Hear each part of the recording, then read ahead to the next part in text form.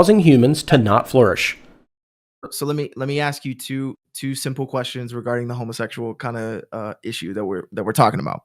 Sure. What if I could point to two things? I'm sure you're going to have rebuttals to them, but what if I could point to two things that would absolutely support what I'm saying, which is you would have human flourishing because of preaching or teaching or even just discussing why homosexuality is a sin and should be discouraged from people. Let me add this caveat too. Mhm. If people want to follow Jesus, if you don't want to follow Jesus, I can't hold you to any sort of standard. I can't. This is where I can deviate away from like other churches and pastors. I can't hold you to that standard if you're not claiming that you know Jesus or want to follow him. Where my issue comes is when people try to make the church compromise on those issues and say, I want to love Jesus and I want to still be in this kind of relationship. Because one of the most fundamental things that we believe as Christians is that you have to die to yourself in several ways. So to me, what that communicates is I want to follow Jesus. I want to die to myself in all of these ways, except for this one way. That's what I have issue with. So I probably should have said that from the beginning. I don't judge and I don't hold anybody accountable in that community for whatever they're doing. It's when they're like, hey, I also want to follow Jesus. That's where I have to step in. But if I could point to two things, one is pretty obvious. Can a homosexual couple reproduce without help and different things that they can go, whether that be adoption or whether that be other ways? Can they? Nope, but it is also not the year 20,000 BC where we need to procreate. So that much. So that's not at all. That's not at all on like the list of people, as they're growing up or as they're seeing things. Wait, what? I'm confused on what you're saying. What did you think I said?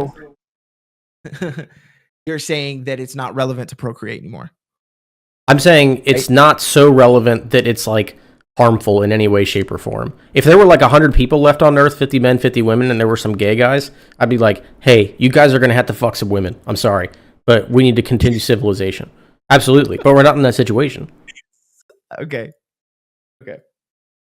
The second one I think is a lot more of a discussion, and that is that the rates of STDs and like different things that can cause harm to the person in that kind of relationship, comparative to heterosexual relationships, is not like it's more widespread in that community. I'm not even gonna go into the stuff like, dude, the way that people mischaracterized and ostracized and villainized people like in the 80s with the AIDS epidemic, in the 90s with the AIDS epidemic and that stuff.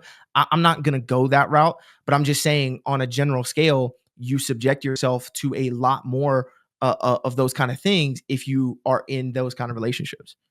Sure. I mean, I don't. So first of all, I don't know the numbers if that's true or not. So I'm not going to make a comment on the truth part of that. But even if that were true, unless the numbers are like out of control, HIV is pretty under control from what I understand. They have drugs that make it basically undetectable. Secondly, I mean, yeah, even if it's true, you sacrifice freedom for risks. I'll take the freedom in that circumstance. I just think that I think like there are some things within my worldview that would hold to this thing not being beneficial. Okay, what else?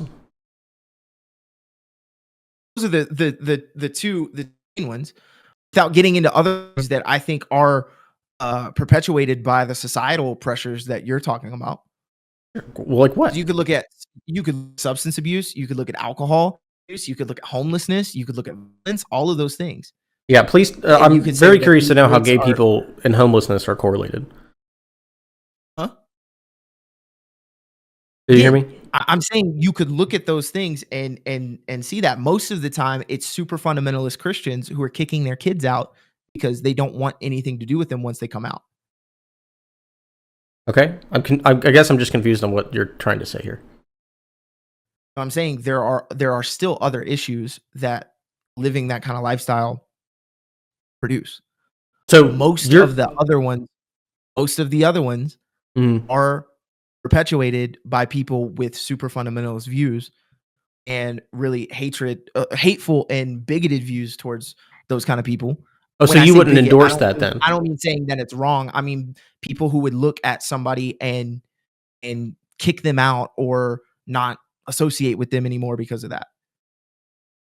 Yeah, so it sounds like you're saying that's wrong then, right? For somebody to kick out like a gay kid because they're gay. Is that what you're saying? Yes. Okay, because at first it sounded like you were saying, because what my question was, what are some of the issues that are caused, as in what issues, like what negative thing, here's gay marriage, what's the negative thing that it causes? And so I thought what you were saying was gay marriages cause you to get kicked out of your house. And so it's like their fault they're getting kicked out. That's the way I know. Look, I get that's not what you're saying now, but I'm saying logically the way you structured the sentence, that's how it sounded. Reproduction and STDs are the two ones that I think would affect them just simply for being in those kind of relationships. I think the other ones have outside